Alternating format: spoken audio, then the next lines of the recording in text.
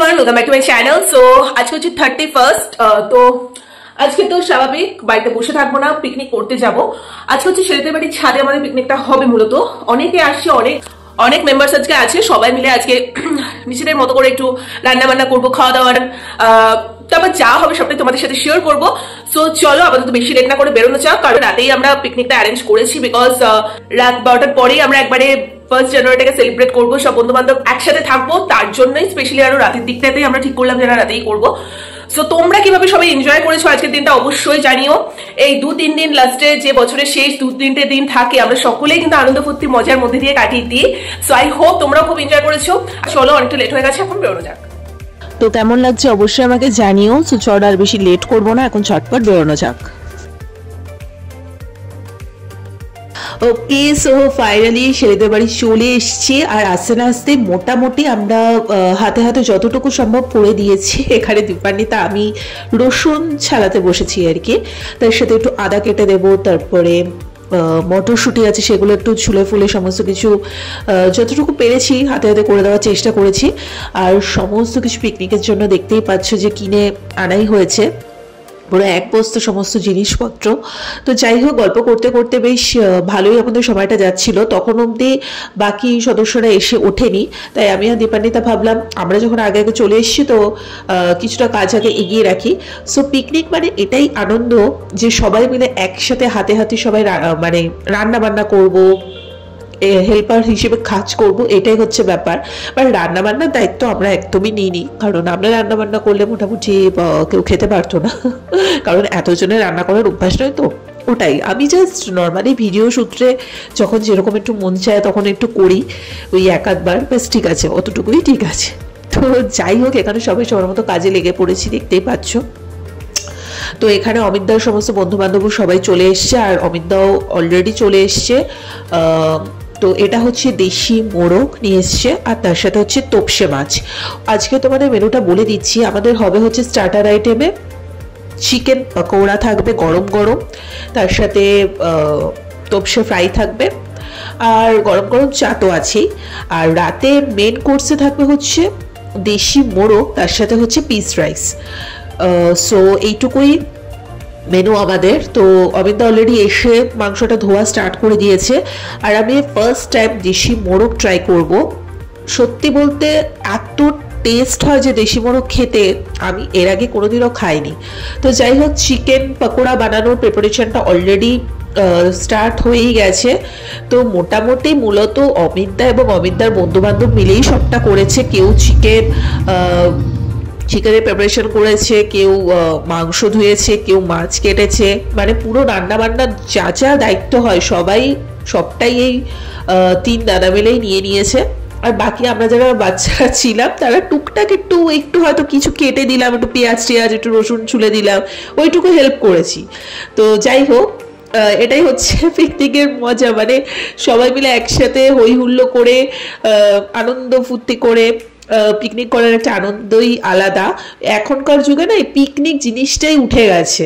তো এখন হয় সবাই নাইট ক্লাবে যাচ্ছে, না হলে পার্টি করছে, এই সমস্ত করেই দিনগুলোকে নষ্ট করে। তো আমরা ভাবলাম ওইসব বাদ দিয়ে একদম ঘরোয়া একটা পিকনিকই আমরা করবো সবাই মিলে ছেলেদের বাড়ির ছাদে।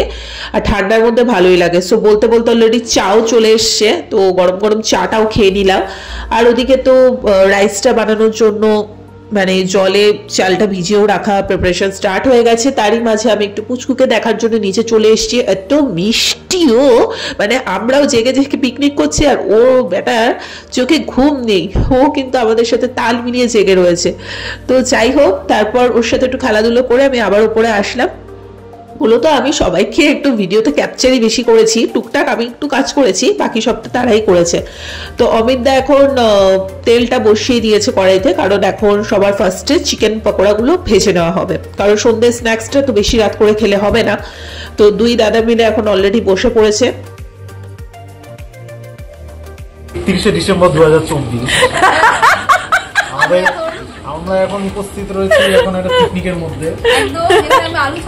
আমাদের মেন শেফ মিস্টার অমিতদা তার পকোড়া ভাজার দায়িত্বে রয়েছেন আর কি, হেল্পার হিসেবে আমরা এতদিন রয়েছি আর কি। তো একদিকে হচ্ছে গরম গরম পকোড়া ভাজা আর আরেকদিকে হচ্ছে তোপসে মাছটাকে ম্যারিনেট করে দেন ওটাকে বেসনের সাথে কোটিং করে ফ্রাই করা হবে। আহা হা হা, কতদিন বাদে যে তোপসে ফ্রাইটা খাবো কি বলবো।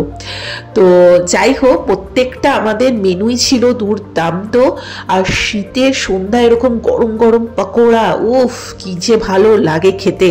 তার সাথে তো মেন কোর্সটাও এবারে ছিল অন্যরকম, কারণ সাধারণত আমরা চিকেন মাটন এগুলো খেয়েই থাকি, কিন্তু দেশি মোরগ টোরক এগুলো কিন্তু মানে সচরাচর আমাদের খাওয়া হয় না। আর আমি তো একদম ফার্স্ট টাইম খেলাম। এটা হচ্ছে তোপসে ফ্রাইটাও দুর্দান্ত ছিল খেতে।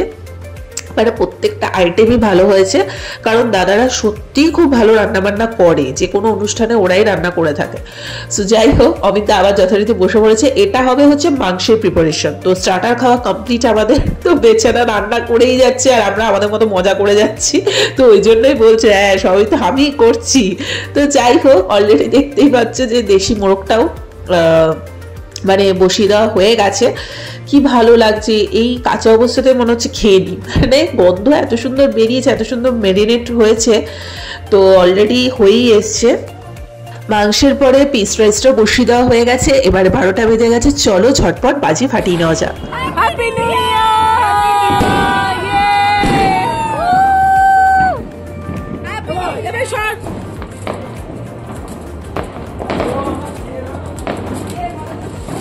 सबके दिन अच्छे जाए, सबके happy new year to all, सबकी ईयर अच्छे जाए।